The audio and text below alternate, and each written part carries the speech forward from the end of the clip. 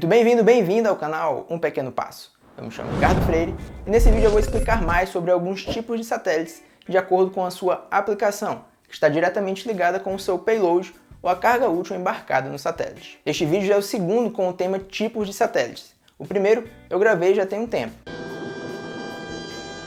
Na verdade já tem um bom tempo. Foi em maio do ano passado. Só que os vídeos não são totalmente dependentes um do outro. Isso porque no primeiro vídeo eu falei sobre alguns tipos de satélites e agora eu vou falar sobre outros. No vídeo da primeira parte desse tema, tipos de satélites, eu falei sobre os satélites de imageamento eletroóptico, os satélites de imageamento radar ou SAR e os satélites de comunicações. E nesse vídeo eu vou começar falando sobre os satélites de navegação global. E o termo técnico para se referir a estes tipos de satélites, que é o que eu vou usar ao longo do vídeo, é o GNSS, que vem do inglês Global Navigation Satellite System, que em português seria Sistema de Navegação Global por Satélite. Esses satélites são utilizados para calcular a posição do usuário no espaço, e o sistema GNSS mais conhecido é o GPS, que vem do inglês Global Positioning System, ou Sistema de Posicionamento Global. O GPS foi criado inicialmente para aplicações militares.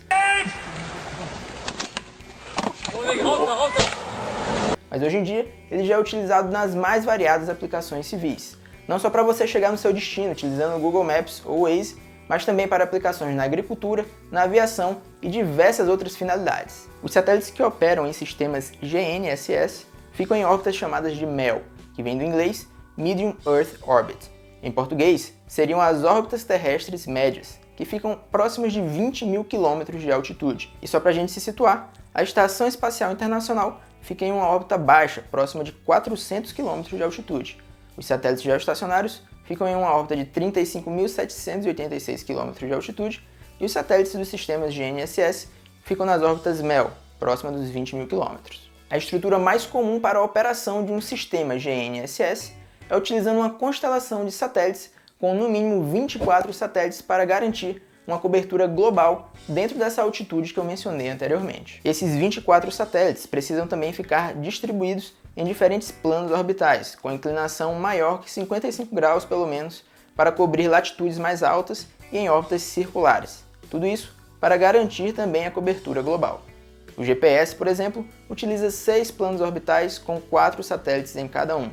Já o sistema GNSS europeu, o Galileu, utiliza 3 planos orbitais com 8 satélites em cada. E um sistema GNSS, de uma forma bem simplificada, funciona da seguinte forma: um usuário vai receber o sinal de um satélite com informações da posição desse satélite e informações também para que o usuário calcule o tempo que esse sinal demorou para chegar até ele. Assim, o usuário terá condições de saber quando e onde estava aquele determinado satélite. E com informações semelhantes de outros satélites de navegação, ele será capaz de calcular a sua própria posição no espaço. E o que muita gente não sabe é que o GPS não é o único sistema GNSS que existe. Eu vou dar aqui alguns exemplos de outros sistemas de navegação global. O GPS que eu já comentei pertence aos Estados Unidos. O Galileu seria o sistema europeu, o GLONASS o russo e o Beidou da China. Muito bem, agora vamos seguir para um outro tipo de satélite que eu vou comentar aqui neste vídeo, que são os satélites meteorológicos. E a ideia de utilizar satélites para fazer o monitoramento e estudar o clima aqui na Terra já é bem antiga. Desde os primórdios da exploração espacial, lá no início da década de 60, os Estados Unidos, por exemplo, já investiam no desenvolvimento de satélites para aplicações meteorológicas, e os satélites meteorológicos operam principalmente em 2 tipos de órbitas. Uma delas é a órbita polar, que é um tipo de órbita terrestre baixa, com altitudes menores que 2.000 km e inclinações próximas de 90 graus. A outra órbita seria a geoestacionária, que vai permitir o monitoramento contínuo de uma mesma região da Terra, apesar da distância de mais de 35.000 km em que ficam os satélites nessa órbita. Esses satélites são equipados com os mais variados tipos de sensores: sensores eletroópticos, radares, sensores para coletar dados da atmosfera da Terra, dos oceanos e várias outras informações meteorológicas. E uma das principais agências que fazem estudos do clima é a NOAA. A NOAA é a National Oceanic Atmospheric Administration, que fica lá nos Estados Unidos, que é uma referência mundial em termos de meteorologia e utilizam diversos satélites em sua operação. A família de satélites mais utilizada pela NOAA são os GOES, que é a sigla para Geostationary Operational Environmental Satellite.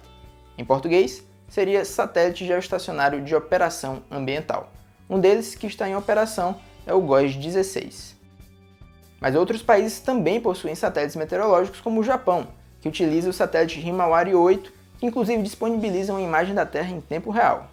E até aqui, desde a primeira parte do vídeo sobre os tipos de satélites, eu falei sobre 5 tipos de satélites, que são os satélites de imageamento eletroóptico, os satélites de imageamento radar, os de comunicações, os de navegação global e os satélites meteorológicos. Eu acredito que 90% dos satélites que estão em operação atualmente ao redor da Terra se enquadram em alguma dessas 5 categorias que eu mencionei. Existem ainda outros tipos de satélites. Tem um tipo, inclusive, que alguns países não gostam nem de comentar sobre ele. Você sabe sobre qual tipo de satélite eu estou falando?